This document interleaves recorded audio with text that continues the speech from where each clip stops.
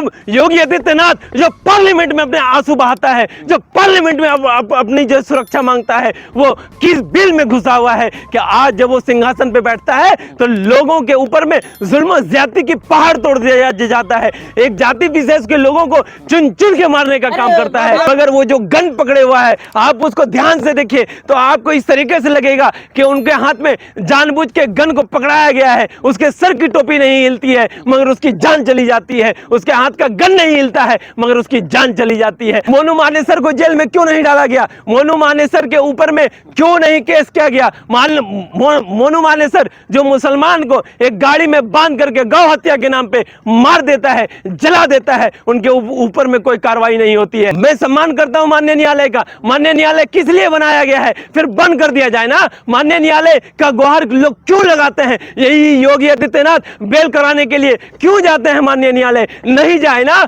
छोड़ देना, बोल देना कि भैया हमारे उत्तर प्रदेश के अंदर में कानून का राज नहीं चलेगा, हमारे उत्तर प्रदेश में भाई यह पुलिसिया राज चलेगा, हम गिन गिन के मुसलमानों को मारेंगे। किस तरीके से मेरठ में मुसलमानों को मारा गया, जितने भी मुसलमान पढ़े लिखे लोग हैं, शिक्षित लोग हैं, जितने भी मालदार लोग हैं, उनको टारगेट किया जा रहा है और उसको मारने का काम किया जा रहा है। इस तरीके से अगर नाहक खून बहाया जाएगा तो इस देश का हर हर बच्चा कहेगा कि हम इस खून के खिलाफ हैं। आप हमारे खून से खून की नदियां बहा सकते हैं मगर हम बोलेंगे कि संविधान में राइट देता है कि अगर किसी का जुर्म भी है उसका ट्रायल करवाइए और ट्रायल करवा के उनको जेल में डालने का काम करिए। बिल्किस बानो के साथ में क्या हुआ था? उनके अपराधियों को क्यों छोड़ दिया गया था? क्यों नहीं उसको भी मिट्टी में मिलाने का वादा किया गया था? जानते हैं क्यों? इसलिए कि बिल्किस बानो मुसलमान थी और मुसलमानों के खिलाफ ये बीजेपी पूरी तरीके से तत्परता है और वो 20% को डरा के 80% का वोट लेना चाहती है। हम इसके खिलाफ हैं। हम इस देश के अंदर में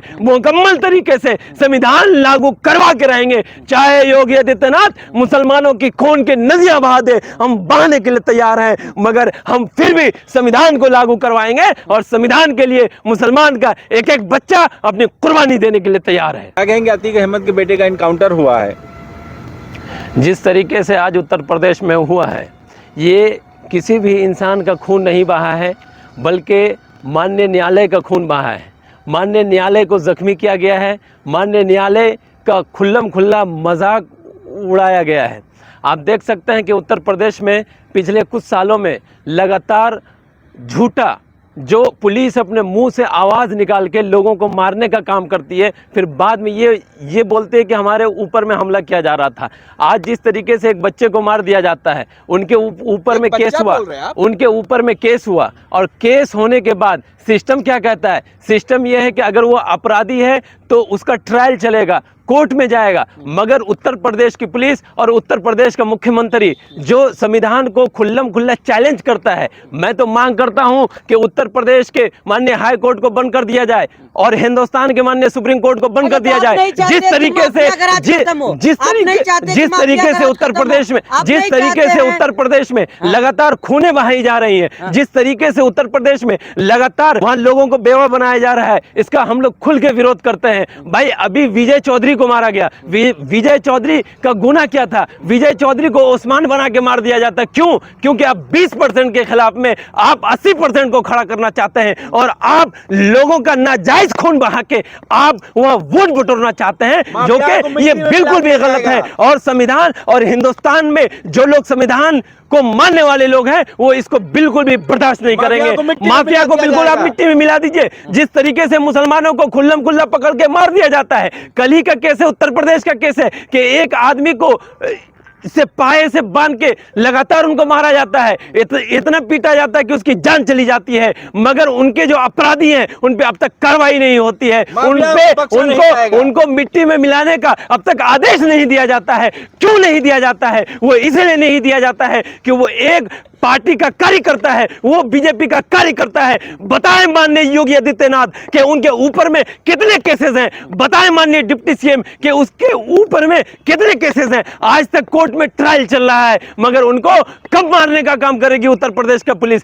कब योगी आदित्यनाथ जो पार्लियामेंट में अपने आंसू बहाता है, जो पार्लियामेंट में अपनी जो सुरक्षा मांगता है, वो किस बिल में घुसा हुआ है कि आज जब वो सिंहासन पे बैठता है तो लोगों के ऊपर में जुल्म और ज्यादती की पहाड़ तोड़ दिया जाता है, एक जाति विशेष के लोगों को चुन चुन के मारने का काम करता है। आप माफिया का समर्थन मैं बिल्कुल नहीं माफिया का समर्थन देना चाहता। मैं तो इस मौके पे मैं बिहार के यशस्वी जो सीएम है माननीय नीतीश कुमार जी को सलाम करना चाहता हूं कि जिस तरीके से बिहार में माफिया राज को खत्म करने का काम किया गया है वो सराहनीय कदम है और उनसे योगी आदित्यनाथ को सीखना चाहिए कि बिहार में एक भी लोगों की गलत हत्या नहीं की गई, कोर्ट में लाया गया, कोर्ट में ट्रायल करवाया गया। सुनिए, आप हिंदू मुसलमान में बांट रहे, विकास दुबे का भी तो इनकाउंटर हुआ, जो माफिया है उसका यही हश्र होगा।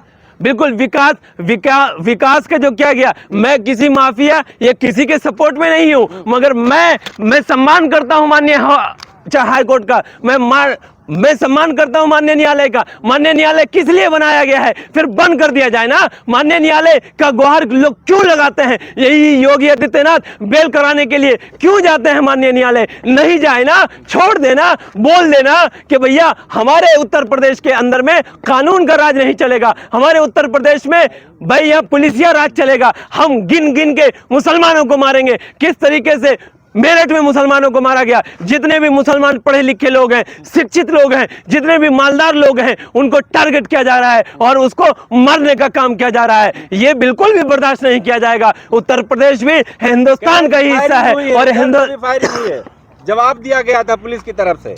ये देखिए कितना अच्छा फायरिंग हुआ है। फायरिंग, जो लड़का मरा है, जो 2 लोग मरे हैं, जो अतिक का बेटा मरा है, उसके हाथ में पिस्टल है और जो है ये कहा जाता है कि उन लोगों ने फायरिंग की। जब आदमी मरता है, जब उनको गोली लगती है तो वो आदमी छटपटाता है, मगर वो जो गन पकड़े हुआ है आप उसको ध्यान से देखिए तो आपको इस तरीके से लगेगा कि उनके हाथ में जानबूझ के गन को पकड़ाया गया है। उसके सर की टोपी नहीं हिलती है मगर उसकी जान चली जाती है, उसके हाथ का गन नहीं हिलता है मगर उसकी जान चली जाती है।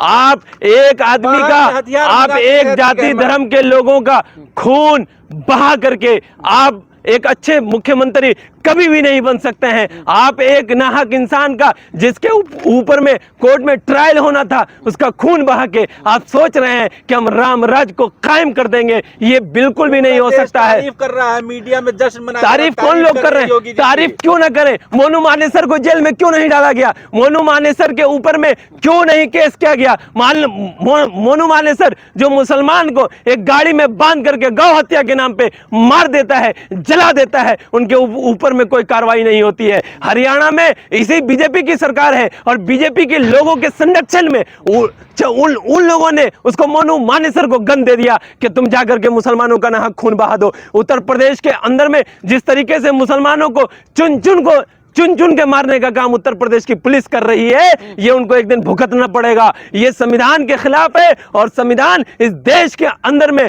हर इंसान के लिए बना है, हर प्रदेश के लिए बना है। क्यों ओवैसी का भाषा? किसी ओवैसी का भाषा नहीं बोल रहा हूं। मेरे लिए संविधान सर्वोपरि है। अगर संविधान के खिलाफ कोई भी हरकत की जाती है, कोई भी काम किया जाता है, तो इस देश का संविधान पे जो लोग यकीन रखते हैं, हर बच्चा बोलेगा कि इनकाउंटर तो मजबूरी में किया जाता है। जबकि 2 लड़कों को आप दौड़ा के मार देते हैं, उनके हाथ से गन नहीं जाता है, सर की टोपी नहीं जाती है, वो तलमलाता नहीं है, अब उसको मार देते हैं। इससे साफ जाहिर होता है कि आपकी मंशा क्या है। आपकी मंशा ये है, आपके मैं बिल्कुल अपराधियों के सपोर्ट में नहीं हूं, मगर अपराधियों के लिए माननीय सुप्रीम कोर्ट है, माननीय हाई कोर्ट है, माननीय जिला मजिस्ट्रेट है, वहां बात जाएगी, वहां बात सुनाई जाएगी, वहां से उसको फांसी दे दे, वहां से उसको फांसी के फंदे पे लटका दे। बहुत सारे मुसलमानों को फांसियां दी गई है, कोई भी उसका समर्थन नहीं कर सकता है, मगर इस तरीके से अगर नाहक खून बहाया जाएगा तो इस देश का हर बच्चा कहेगा कि हम इस खून के खिलाफ है। आप हमारे खून से खून की नदियां बहा सकते हैं, मगर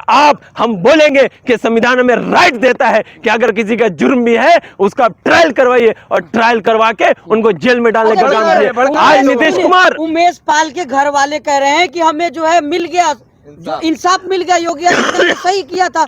मैंने अभी आपको क्या बोला कि 20% को परेशान करके, 20% के ऊपर में अत्याचार करके ये 80% को खुश करना चाहते हैं। अगर उमेश पाल हत्याकांड हुआ, ठीक है, आप हमें ये बताइए कि कल जो हत्याकांड हुआ उत्तर प्रदेश के अंदर में, उसके ऊपर में क्यों नहीं फायरिंग की गई? उनको क्यों नहीं मिट्टी में जब मिट्टी में मिलाने का वादा किया गया, क्या हुआ? क्या वो हिंदू नहीं थे? वो तो हिंदू थे। जिनको मारा गया वो हिंदू था, जिसका खून बहाया गया वो हिंदू था, जिसको पाइप में बांध के मारा गया वो हिंदू था। मारने वाला एक पार्टी का कार्यकर्ता था, इसलिए उसको बचाने की कोशिश की जा रही है। हम लोग संविधान को मानने वाले लोग हैं, हम लोग न्याय व्यवस्था पे यकीन करते हैं। चाहे हमसे न्याय व्यवस्था के जरिए से हमारी बहुत सारी पूरे चीजों को देश में छीन योगी लिया गया है, आदित्यनाथ की बहुत तारीफ हो रही है, चीजों को बंका छीनने, बज रहा है। क्यों नहीं तारीफ हो? योगी आदित्यनाथ इस बात का जवाब दे कि वो अपने डिप्टी सीएम पे कब कार्रवाई करेंगे। योगी आदित्यनाथ इस बात का जवाब दे कि उनके ऊपर में जो मुकदमे हैं उस मुकदमे पे कब सुनवाई करेंगे और कब उत्तर प्रदेश की पुलिस को कहेंगे कि मिट्टी में मिला दिया जाए। अगर गुनाहगार कोई भी हो, चाहे वो हिंदू हो, मुसलमान हो, बुद्ध हो, जैन हो, पारसी हो, कोई भी हो, चाहे वो राजनेता हो, चाहे एक आम पब्लिक हो, सबके लिए कानून है और कानून के दायरे से अगर उसके ऊपर में कार्रवाई की जाएगी तो सब लोग सलाम करेंगे कि इस कानून व्यवस्था का हम लोग सम्मान करते हैं। जिस तरह से योगी आदित्यनाथ की तारीफ तमाम जगह किया जा रहा है कि योगी जी से सीखना चाहिए तमाम स्टेट के मुख्यमंत्रियों को।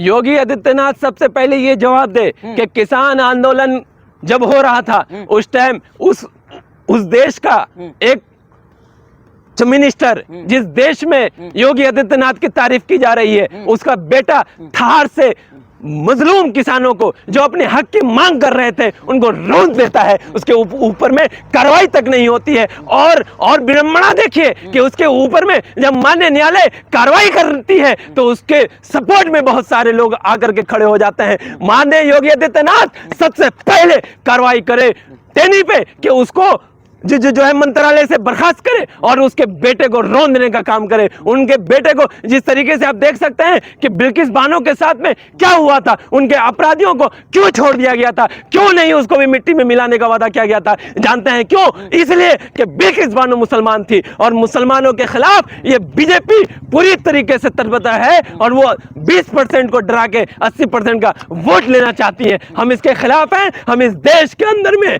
मुकम्मल तरीके से संविधान लागू करवा के रहेंगे, चाहे योगी आदित्यनाथ मुसलमानों की खून की नदियां बहा दे, हम बहाने के लिए तैयार हैं, मगर हम फिर भी संविधान को लागू करवाएंगे और संविधान के लिए मुसलमान का एक एक बच्चा अपनी कुर्बानी देने के लिए तैयार है।